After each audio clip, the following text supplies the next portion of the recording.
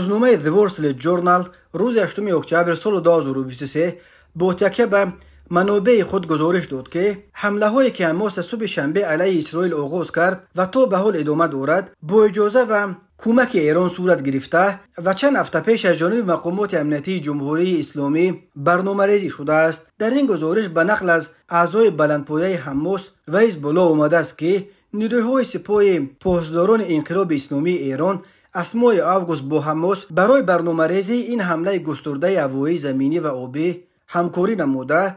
در دیدار هفته گذشته در بیروت و مقامات حماس برای انجام آن چراغ سبز نشان دادند. نقشه ایران آن بود است که جنگ فعال با اسرائیل در همه جبهه باید آغاز شود. حزب الله و جبهه مردمی برای آزادی فلسطین نیز از طرف شمال، جهاد اسلامی و حماس از طرف غزه به اسرائیل وارد جنگ شوند. در همین حال نماینده دائمی جمهوری اسلامی ایران در سازمان ملل متحد دست داشتن ایران در حمله حماس به اسرائیل را رد نمود. او این اقدام فلسطین را دفاع کاملا مشروع در برابر 70 سال اشغال ظالمانه و جنایات صهیونیستی نامید. همزمان سخنگوی وزارت کارهای خارجه ایران نیز بار دیگر نقشه ایران در دست داشتن به عملیات فلسطینی ها را انکار نموده تاکید کرد که هر اقدام احمقانه نسبت به ایران به پاسخ مواجه خواهد بود. وزیر کارهای خارجه امریکا انتونی بلینکن در صحبت به CNN تاکید نمود که امریکا هنوز دلیل در دست ندارد که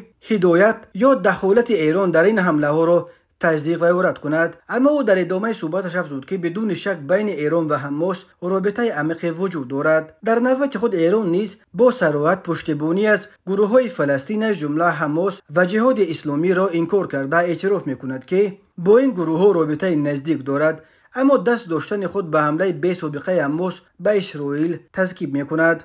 با اینکه کشورهای جهان از سازمان ملل حمله حماس به اسرائیل را محکوم کردند، تا به حال زدوخورد بین آنها ادامه دارد. صبح 9 اکتبر سال 2023 وزارت مدافعه اسرائیل از حمله های گسترده هوایی به داخل غزه خبر داد. همچنین وزیر مدافع اسرائیل یوآف گالانت فرمان به محاصره گرفتن غزه را برآورده است. همچنین وزیر اسرائیل گفته است که قانون جنگ تغییر کرده است. اکنون ما چنان پاسخ خواهیم داد که مردم غزه در 50 سال آینده آن را فراموش نخواهند کرد. در نوبت خود حماس دیگر باره شهرهای اسرائیل را موشکبار نمود. به گفته حماس آنها 100 موشک را به جانب اسرائیل پرتاب کردند. تا این دم کارشناسان نظامی سیستم دفاع هوایی اسرائیل را از بهترین ها در جهان میدونستند، ولی تحولات اخیر نشان داد که موشک‌های حماس تا با وجود زمانوی نبودنشان به هدف رسیدند. وزارت مدافع اسرائیل از کمبود و نارسایی شبکه دفاعی ضد هوایی خبر داده